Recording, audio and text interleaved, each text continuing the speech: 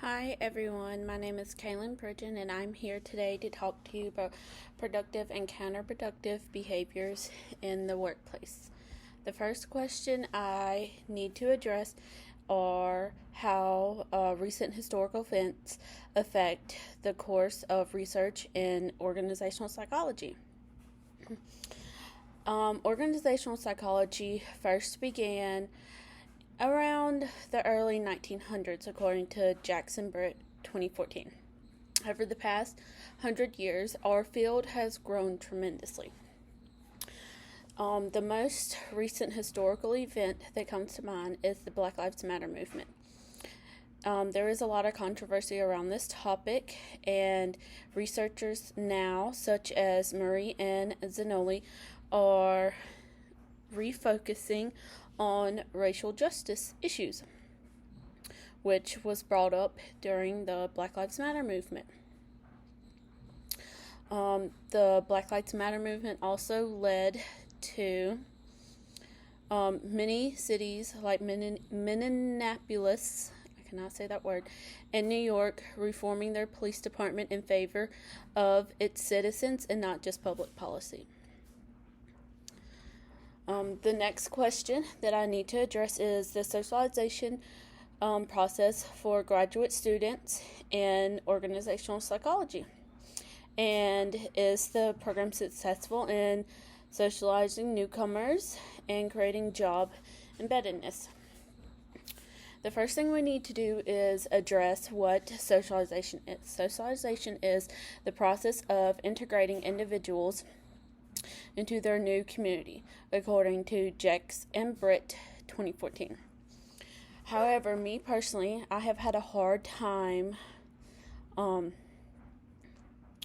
socializing or being socialized into this program because I, for one, feel that I do not get to know or really have been socialized except for with discussion posts, which does not give me a lot of information about my peers or what or where they are in the program or what program they're doing, and I just kind of feel distant from them, and I'm essentially just doing this on my own.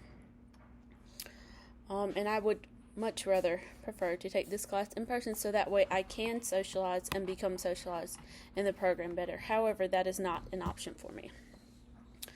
To address if this program creates job embeddedness, we first need to address what job embeddedness is. Job embeddedness is when factors influence retention rates, according to Jex and Britt.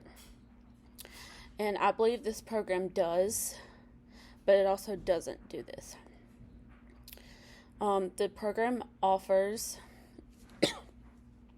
potential jobs that we could obtain after completing our master's in organizational psychology. However, I feel that connecting to this program has been difficult, and I often feel like I'm making the I often think to myself, am I making the correct choice by staying in this program? This is why I believe this program actually lacks some socialization and job embeddedness. The next question that I need to address is how can an organization reduce or prevent work-family conflicts? In order to address this question, it really depends on the organization you work for or you work within. For instance, if you work for a organization that revolves around your family or your family's really involved in this organization, it may be easier for you to resolve work-family conflicts versus if work and family are two separate things in the organization.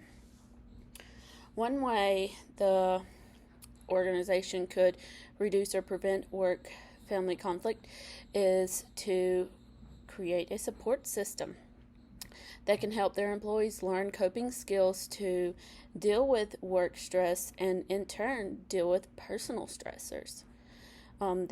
You can find this in Jex and Britt 2014. And also Jex and Britt also linked work and family balance to socialization. So they go hand in hand together. For instance, if an employee knows they are not the only one dealing with this because they have that support system and know other employees that are going through these external stressors as well, they can learn from the other employees' experiences and implement some of those tips from the other employees into their own experiences, and that would also allow them to be able to deal with these external stressors, which in turn allows them to reduce any conflict between work and family. The next question, excuse me, I am going to address is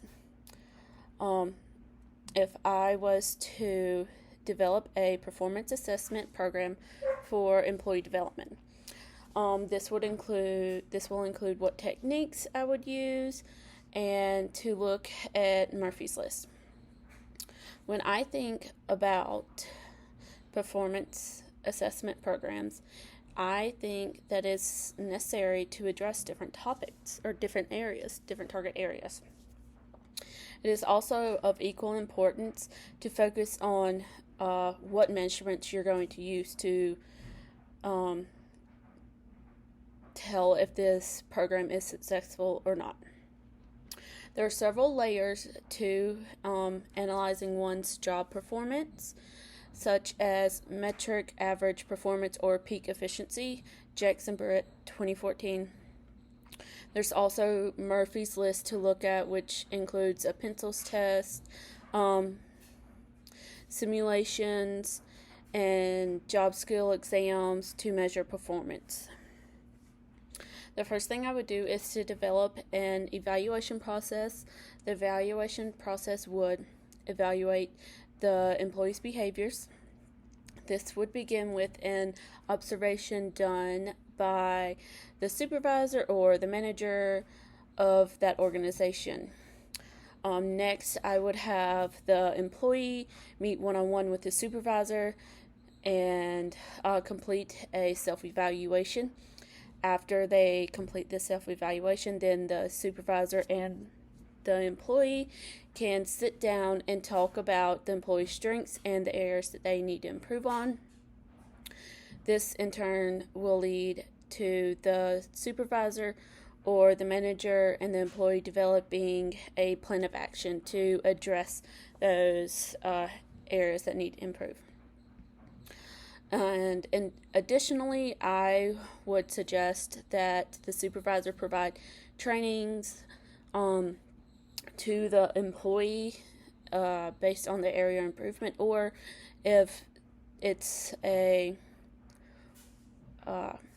company or employee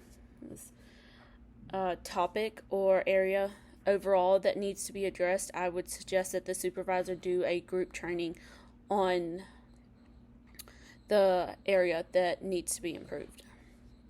The last question I will address are what are some possible common organizational constraints and how they can lead to counterproductive behaviors. When I think of this, I first think of what are counterproductive behaviors.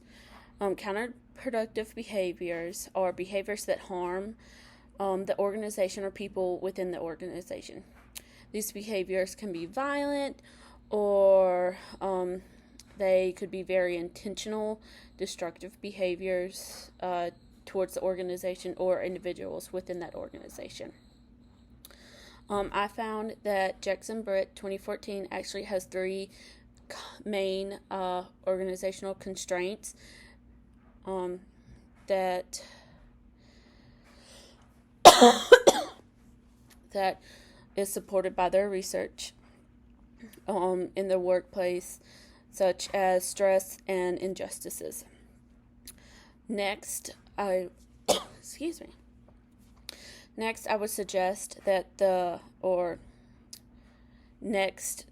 organizational constraint and stress can relate to the job or how the employee feels at that job.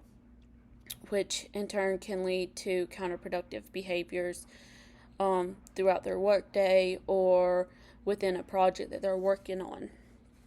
Frustration is another big counterproductive behavior that can be caused by equipment issues or ineffective policies or excessive policies, which hold no value to the employees.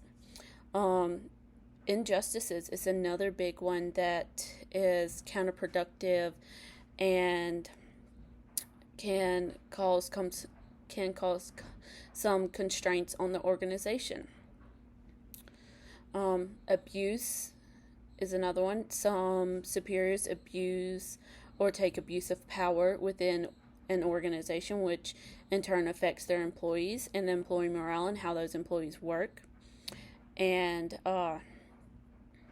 to actually reduce this behavior, I would suggest that the company bring in somebody that can do an overall observation of the company and talk to the employees and see what counterproductive behaviors or constraints that are going on within the organization to better address the concerns that need to be fixed within the organization.